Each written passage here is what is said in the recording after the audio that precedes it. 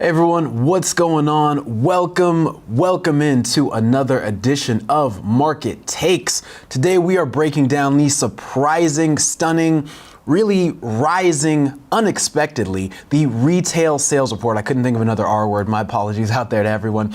Welcome in. I am Dion Raboan, reporter at the Wall Street Journal. We're looking at the September retail sales report, which came in a good bit hotter than expected. In fact, more than double what economists had been predicting. This kind of rides a theme that we have seen over recent economic release data thus far over the last month or so. We are going to talk through all that. Here's what we're going to talk about today. We're going to talk about what this retail sales report showed, how that compared to expectations. We're going to look at how the market reacted because the market has had a big reaction to this piece of data today.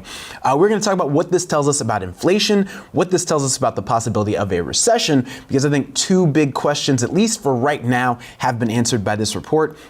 We are going to talk about looking forward to the November Federal Reserve meeting. That's on November 1st in just a couple weeks. The Fed's blackout period is coming here in just a moment. And of course, we'll talk about what comes next because we are always looking forward, even though it is backward looking data. Here on Market Takes, that's what we're all about. So let's get into it. First things first, the retail sales report rose by 0.7% month over month, a much larger than expected increase. And I want to throw a chart up here on your screen right now so you can see what we're looking at in terms of the long-term trend.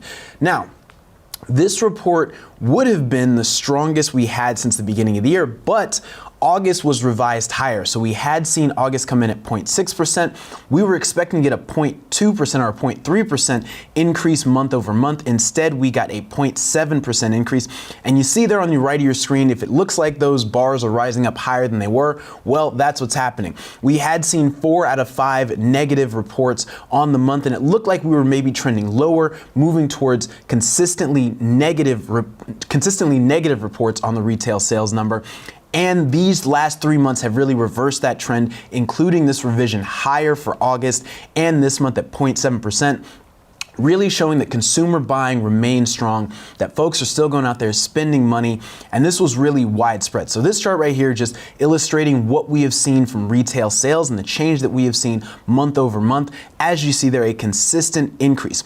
Even when you break out different categories, the retail sales ex autos was up 0.6%. That compared to expectations of 0.2%. So 3 times the increase expected when you look at the retail sales number ex autos. Why do you look excluding automobiles? Well, because autos are a big ticket item. People spend a lot of money. So when you take out autos, you can get a more clear picture of what's going on in terms of what people are buying.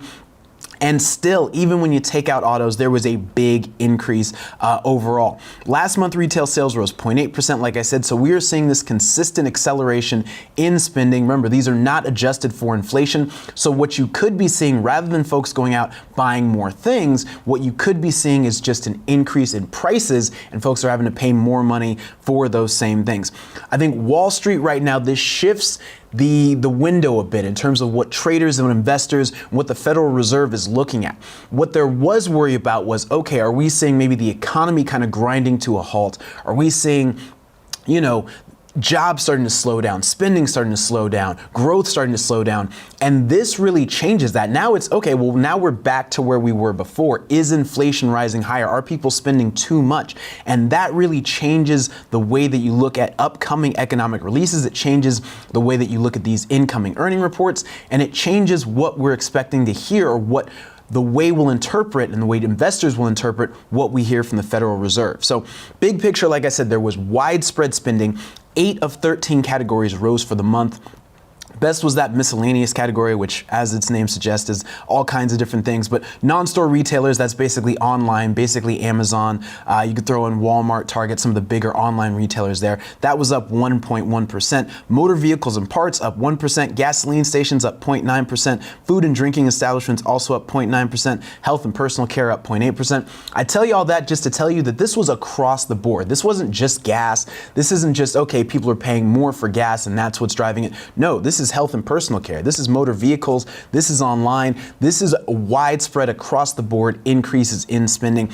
Only 2 things that were down were furniture sales was actually 0 on the month. Electronics and clothing were both down 0.8%. Building materials down that might be something to watch, because another thing you could point to is, well, this is early holiday shopping. No, holiday shopping would be in those clothing and electronics numbers. That's what typically is what folks are buying for those Christmas, holiday, Hanukkah, Kwanzaa, all the holiday sales that you want to get into. That's usually what folks are buying there. It's those clothing items, those electronics, those are actually down. So we are not seeing this being a push forward of holiday spending. What we're seeing is just a widespread increase in spending. That could be because prices are higher. It could be because folks are buying more things. Want to throw another chart up here on your screen, and let's talk about the year-over-year change in the retail sales number. Now, what you see there is another acceleration, widespread. And this number that we got in September was the highest we've seen since February. So again, what we had seen coming into this from retail sales, I called it soft landing summer.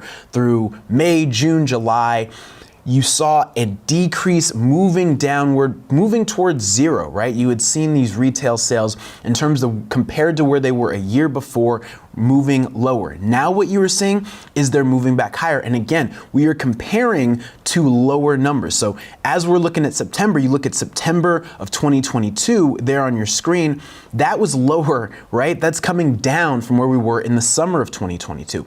So as we're comparing ourselves to where we were a year ago, those numbers were lower, and now these numbers are higher, which suggests that inflation is being sticky. Inflation is sticking around. It's not going away. Maybe inflation, when it was moving lower, was just compared to those very high numbers that we got in the summer of 2022. And now that those comparisons are out the window, we are moving back higher again, suggesting that inflation really isn't going away. It just is staying at a kind of sticky point. That is not what the Federal Reserve wants. And this chart just really illustrates some of the ways that one can look at what's going on in retail sales, look at what's going on in the economy, and maybe have some worries about that inflation sticking around for a bit longer. Let's take a look at what we're seeing from the market. I want to throw a chart up here on your screen, or throw the market action up here on your screen. What you're seeing right there is the stock market right now. Overall, we're seeing stocks move lower, pretty decisively lower on the NASDAQ. I will say the initial reaction right off of this report was not significantly down. I expected, when you got this big blowout number on this big blowout number on retail sales, that what you'd see is stocks really start to sell off and move lower, because again, that could mean the Federal Reserve has to raise rates. That could mean rates could be higher for longer. But what we are seeing is, as the day has gone on, the mood has gotten decisively more bearish, on the S&P, but on the NASDAQ, you see we're moving back up. So keep an eye on the stock market. What you could see is stock investors really start to say, hey, you know what? Maybe this is not so great for the Federal Reserve, but seems like consumers can handle it. Seems like companies might actually do better. They might be doing okay. They can raise prices. That means fatter profit margins. That means stock prices go up. Especially when you look here on the Dow, which is where you see most of those consumer stocks, you saw a move higher, and you saw a move initially lower, right? Significantly lower, but now we are moving back higher. Let's take a look at what we're seeing in the bond market right now, especially on the 10-year. There is a clear reaction. The 10-year note up almost 15 basis points, a huge change, and you just see this ratcheting higher right now. This is going on the 30-year, the 7-year, the longer dated bonds, which is expectations for the economic growth and expectations for longer term inflation. Those are rising significantly more than what we're seeing from the 2-year note. You see the same pattern there, but only up about 6 basis points, as you see there on your screen. So the big move has been in the longer term inflation expectations and the longer term growth expectations. This is why that GDP report is going to be big later on next week. So when you look at the year to date numbers, boom, what you're seeing there at the edge here, we are moving towards the highest levels of 2023, could be moving back towards those highest levels in 16, 17 years for the 10-year. The 30-year, you're seeing a similar pattern right there, moving back towards those highs. Even on the 2-year, you're seeing we're moving towards the highest levels of the year, and we know the highest levels of this year are the highest levels we have seen since 2006, 2007, depending on which note you're looking at. So Treasury yields staying high, rising back towards new highs on the back of this retail sales number. You're not seeing as much of a strong reaction from currencies. We see the euro right now getting back higher. The WSJ dollar index and US dollar index moving higher, but then kind of coming back down from that. So really, this just illustrating the market reaction and the way that markets have responded to this report. Like I said, you got a big reaction, especially in the bond market. Stocks a little undecided, but right now pretty clearly in negative, especially for the NASDAQ, those high-flying tech stocks.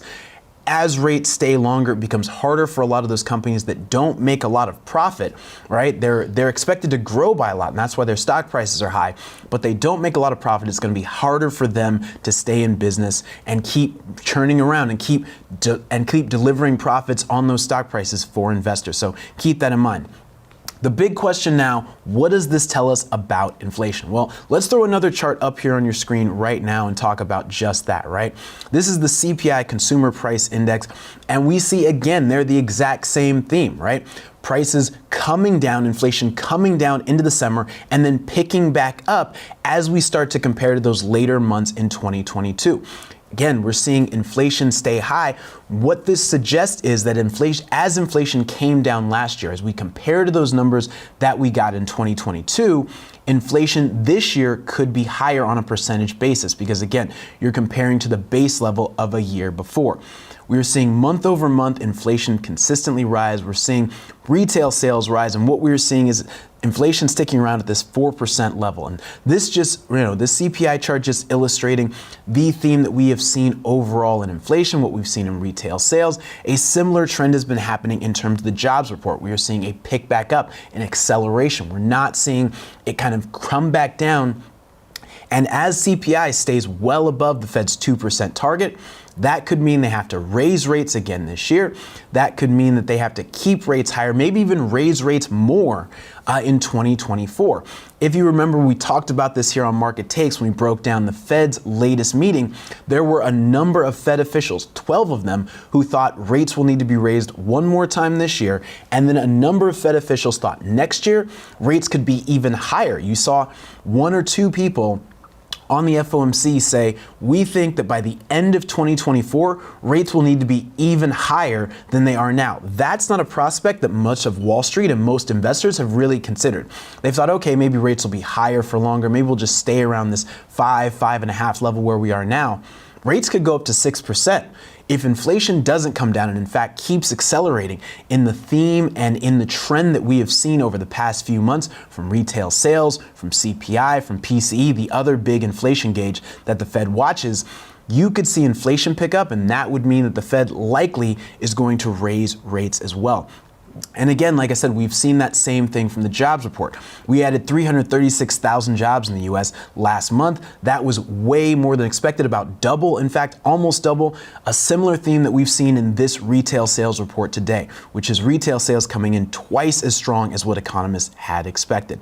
What this says about recession and the possibility of a recession late this year into next year, I think that might need to be really reevaluated. We might need to really rethink the overall state of the economy when we look at this consumer price index number, when we look at today's retail sales number.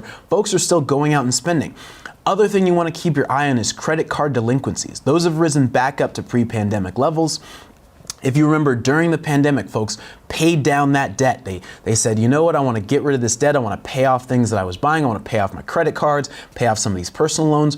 Well, that's reaccelerating now. Folks are going delinquent on their credit cards. They're putting a lot more on their credit cards, and those rates are rising, not to levels that are necessarily considered problematic. But again, we have gone away from that pandemic trend of paying down debt and have gone back to the trend of adding more debt. Credit card debt reached $1 trillion. U.S. consumers carrying $1 trillion on their collective balances right now. So that's definitely something you also want to keep an eye out for. The idea is, the consumer has been in distress. Well, if the consumer is in distress, they got a funny way of showing it because they just keep buying things. And as we've said here a number of times on Market Takes, if consumers keep buying, companies will keep raising prices, and that keeps inflation moving higher.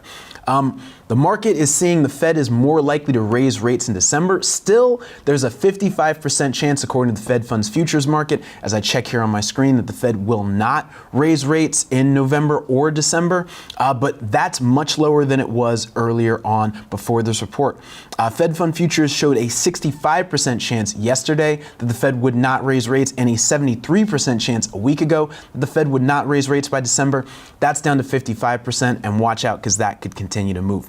What to watch out for next? We got the housing starts report and the Fed's beige book. That's the Fed's report from various business contexts around the country on how the economy is doing. You'll want to watch out for that. Is that starting to tell us what this retail sales number is telling us, what CPI is telling us, that really the problem isn't that consumers aren't buying, it's that prices just keep picking back up and rising.